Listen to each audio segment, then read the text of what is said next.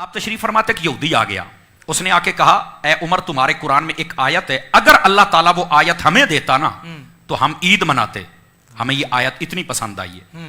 تو آپ نے فرمایا بھی تو یہودی ہے, کون سی وہ آیت ہے جو تجھے اتنی پسند آ رہی ہے بھائی جی, کہ عید منانے کے لیے تیرا جی للچا رہا ہے, مچل رہا ہے تو. اس نے یہ آیت پڑھی الیوم اکملت لکم دینکم واتممت علیکم نعمتی ورضیت لکم الاسلام دینا. اس نے کہا یہ آیت بینہ ہے, سبحان اللہ. یہ آیت اگر اللہ ہمیں دیتا تو ہم عید مناتے. میں ناظرین کے لیے بھی بتا دوں اس آیت میں کیا ہے کہ وہ عید منانے کے لیے تیار ہے.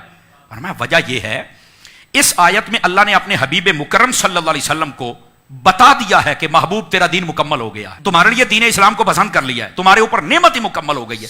پہلے جتنے نبی آئے ان کو یہ مژدہ نہیں سنایا گیا تھا کہ تمہارا دین مکمل ہو گیا ہے, محبوب کو بتایا گیا, کیونکہ محبوب کو مکمل دین اس لیے دیا کہ قیامت تک کسی اور دین کی ضرورت ہی نہیں تھی. تو اعلان بھی خود رب نے فرما دیا تھا. کیا بات ہے, سمجھ آ رہی نا؟ سبحان اللہ. میں صدقے. اچھا اگلی بات توجہ طلب ہے. حضرت فاروق اعظم نے جب یہ سنا اچھا یہ آیت ہے کہ تو عید مناتا, آپ نے کہا کتنی عید منانی تھی؟ کہا ایک. فرمایا تمہیں یہ پتا ہے جس دن ہمیں آیت ملی تھی تو ہم نے کیا کیا تھا؟ یہ ہمارے ناظرین ذرا توجہ فرمائے, جو کہتے ہیں عید میلاد النبی تم تیسری عید کرتے ہو, ایک چھوٹی عید ہے ایک بڑی عید ہے, تو تیسری کہاں سے آ گئی؟ میں نے کہا میرا بیٹا تھوڑا سا حوصلہ کر رہا ہے, تو سن تو صحیح, تیرا مسئلہ حل کرتے ہیں ہم یار. پنجابی میں بھی ساتھ ہے. چلو ٹھیک ہے. تو حضرت سیدنا فاروق اعظم رضی اللہ تعالیٰ عنہ آپ نے فرمایا جس دن یہ آیت نازل ہوئی تھی نا, ہم اپنے محبوب کے ساتھ حج پڑھ رہے تھے, اور حج 10 تاریخ کو نہیں ہوتا, 9 تاریخ کو ہوتا ہے. جی سمجھ آ رہی نا؟ 10 تو یوم النحر ہے نا, آپ نے تو حج کیا ہوا ہے. تو 9 تاریخ کو ہم نبی پاک صلی اللہ علیہ وسلم کے ساتھ حج پڑھ رہے تھے, اور اوپر سے جمعے کا دن تھا. فرمایا تمہیں آیت ملتی تو ایک عید کرتے, ہمیں رب نے 2 عیدیں کرنے کا شرف دیا. ایک حضور کے ساتھ حج ہو رہا تھا, ہماری وہ بھی عید تھی, اور دوسرا جمعے کا دن تھا, ہماری وہ بھی عید تھی, اور اوپر سے یہ ایک آیت مل. تو حضرت فاروق اعظم کو تو کسی نے نہیں کہا کہ نہیں عیدیں تو 2 ہوتی ہیں, تو آپ نے یہ عید کہاں سے بنا لی؟ کیا بات, حالانکہ عید تو اگلے دن تھی. کیا بات ہے. تے تکڑے ہو وہ باجی جڑے کہندے ہو عیداں 2 ہی نے, یہ بات تکڑے ہو وہ, یہ بات ہے. تو خدا کا خوف کرو یار. حضرت فاروق اعظم پر تو کسی نے فتویٰ نہیں لگایا, اور ترمذی شریف میں یہ موجود ہے. اور حضرت فاروق اعظم نے یہاں جو عقیدہ دیا ہے, اب پتہ چلے گا نا ناظرین کا کس معیار سے سن رہے ہیں.